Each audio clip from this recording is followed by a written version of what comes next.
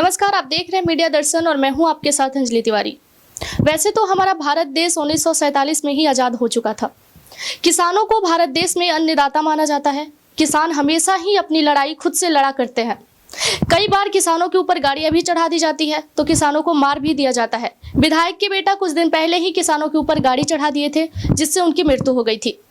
एक गाँव अभी भी ऐसा है जहाँ किसान अपने हक के लिए लड़ रहे हैं, लेकिन उनकी मजदूरी या उनकी अधिकार के लिए कहीं से कोई सुनवाई नहीं हो रहा है।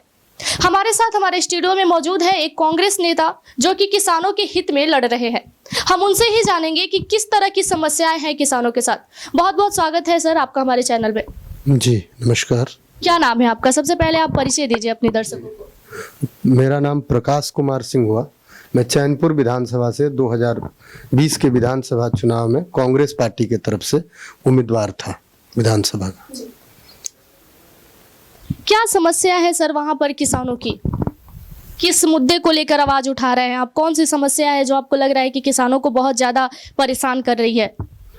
वहाँ पर किसानों के खेतों को पानी की समस्या, पटवन की समस्या बहुत गंभीर है उनके साथ। देश आज़ाद हुए 1947 से हम 2022 में आ गए, लेकिन वहाँ कुछ एरिया में किसानों के खेतों को पानी आज तक नहरों के माध्यम से हम लोग सरकार नहीं दे पाई है।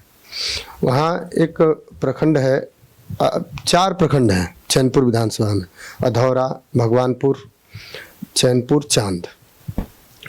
चारों ब्लॉकों में, अधौरा में तो सिंचाई का कोई साधन ही नहीं है। अधौरा पूरे प्रखंड में सिंचाई का किसानों के खेतों को कोई साधन नहीं है। किस तरीके से होता है? क्योंकि अभी भी तो खेती करते होंगे लोग, तो किस तरीके से करते हैं? भगवान भरोसे है, भगवान भरोसे है।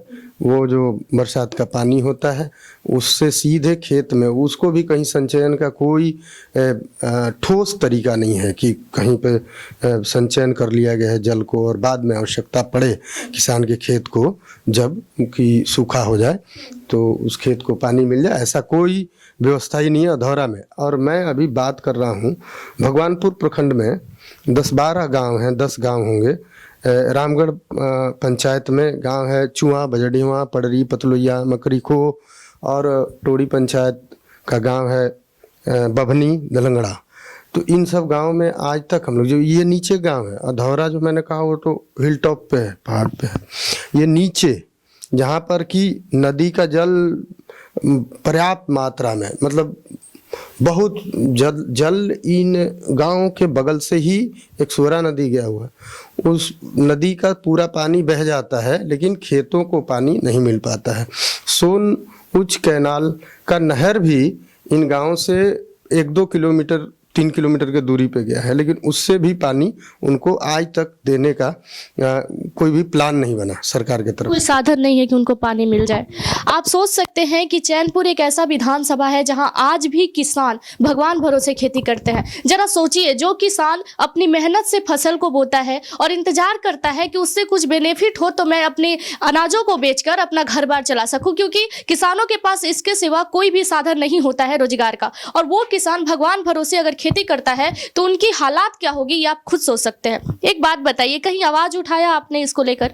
जी, हम जब वहाँ पर अपने चुनाव प्रचार के दरमियान चुआ, बजड़िया, पडरी, पतलुइया की तरफ गए थे, बभनी गए, तो वहाँ के लोगों ने हमसे बताया, या इससे पहले भी मुझे जानकारी थी 2-4 महीना पहले, और उस समय उन लोगों का डिमांड था कि हमारे खेतों को पानी नहर से मिले, नहर हमारे लिए हो जाए कि हम भी बाकी के किसान, जिस तरीके से नहरी इलाके किसान अपने खेतों को पानी दे के और अनाज जो होता है उनका बढ़िया से तैयार होता है, उस तरीके से हमें भी सुविधा मिले, हमारे भी फसल को पानी मिले और हम भी अपना अनाज बम्पर तरीके से पैदा करें, उपज का बढ़िया हो हमारा।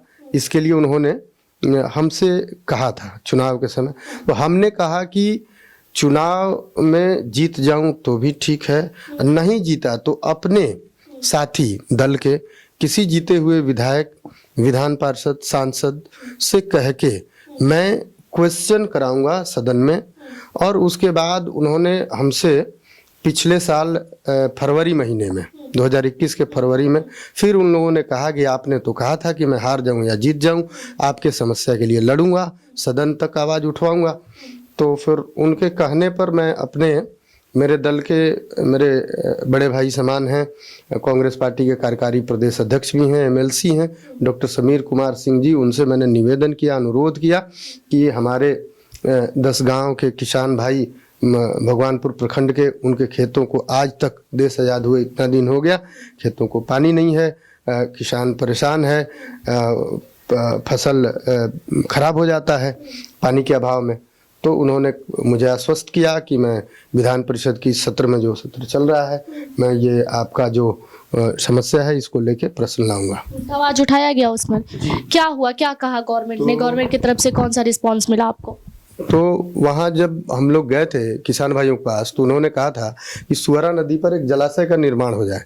तो हमने डॉक्टर समीर कुमार सिंह जी, सम्मानित एमएलसी साहब से हमने यही कहा कि सरकार से आप वो जलाशय निर्माण के बारे में प्रश्न करें। तो उन्होंने तारांकित प्रश्न लाया था परिषद में, और उसके जवाब में सरकार ने जवाब दिया है कि कैचमेंट एरिया में, सुअरा नदी के कैचमेंट एरिया में पर्याप्त जल नहीं होने के वजह से ये जो जलाशय निर्माण करना टेक्निकली संभव नहीं है। लेकिन उन्होंने, सिंचाई विभाग ने या मंत्रालय ने, सिंचाई मंत्रालय ने एक पत्र लिखा है डिहरी सिंचाई सृजन अभियंता को कि चेक डैम के लिए, वहाँ पर चेक डैम निर्माण के लिए संभाव्यता का पता लगा के और प्रतिवेदन भेजें। तो ये भी अगर चेक डैम निर्माण भी हो वहाँ, तो मुझे लगता है कि वहाँ के किसानों को राहत मिलेगी। तो आपको लगता है कि सरकार इस पर कार्रवाई करेगी? इस तरह की जो समस्या हो रही है किसानों के साथ, सरकार इसको ठीक करेगी? नहीं करेगी तो आंदोलन करेंगे, भूख हड़ताल करेंगे, और इसको किसी भी तरीके से, वो 10-12 गांव के लोग भी इसी भारत के नागरिक हैं। ऐसा नहीं है कि वो दूसरे मुल्क के नागरिक हैं। उन किसानों को भी हक है कि उनके खेत को पानी मिले और उनका फसल ठीक ढंग से हो, कि उनकी भी आमदनी बढ़े। और राष्ट्र में, जैसे हम लोग बाकी सारे लोग राष्ट्र में जिस तरीके से राष्ट्र में विकास का जो अवसर प्राप्त हुआ है, उसमें वो भी कदम से कदम बढ़ाकर मिलाकर चल पाएं। वहाँ के भी किसान भाई, वहाँ के भी मजदूर भाई, वहाँ के लोग भी रहवासी विकास के दौड़ में पिछड़े नहीं, जबकि वो फसल जो बढ़िया नहीं हो पा रहा है उसके वजह से वो तो पिछड़े हुए हैं। वहाँ तो दिक्कत है, समस्या है। क्या कहना चाहेंगे आप बिहार सरकार से किसानों की समस्या को लेकर? बिहार सरकार से हमारा यही निवेदन होगा कि जिस तरीके से सरकार ने जवाब दिया और कहा कि चेक डैम निर्माण में उनकी रुचि है और अपने रुचि के हिसाब से उन्होंने प्रतिवेदन मांगा है, उसको अति शीघ्र चेक डैम का निर्माण करा के वहाँ के चुआ, बजड़िया, पड़री, पतलोइया के किसान भाइयों को के खेतों को पानी दें। बहुत बहुत धन्यवाद जी, धन्यवाद। लास्ट वाला ले लेना, गर्मी हो रहा है यार। जैसा कि आपने सुना कि कांग्रेस नेता का फाइट है किसानों के लिए। आप सोच सकते हैं कि एक किसान दिन रात पसीना बहाकर खेत के अंदर काम करता है और वो भगवान भरोसे खेती करता है, तो उसे कितना ज़्यादा तकलीफ होता होगा। बिहार सरकार को ऐसा नहीं करना चाहिए। अगर आपको लगता है कि किसानों के हित के लिए आप कुछ वर्क कर सकते हैं जिससे उन्हें मदद मिल सके, तो आप बेशक करें, क्योंकि किसान ही ऐसे हैं जो अन्नदाता है और किसान के मेहनत से ही सभी लोगों के पास अन्न पहुँच पाता है। धन्यवाद। बाकी की तमाम खबरों के लिए जुड़े रहे हमारे साथ।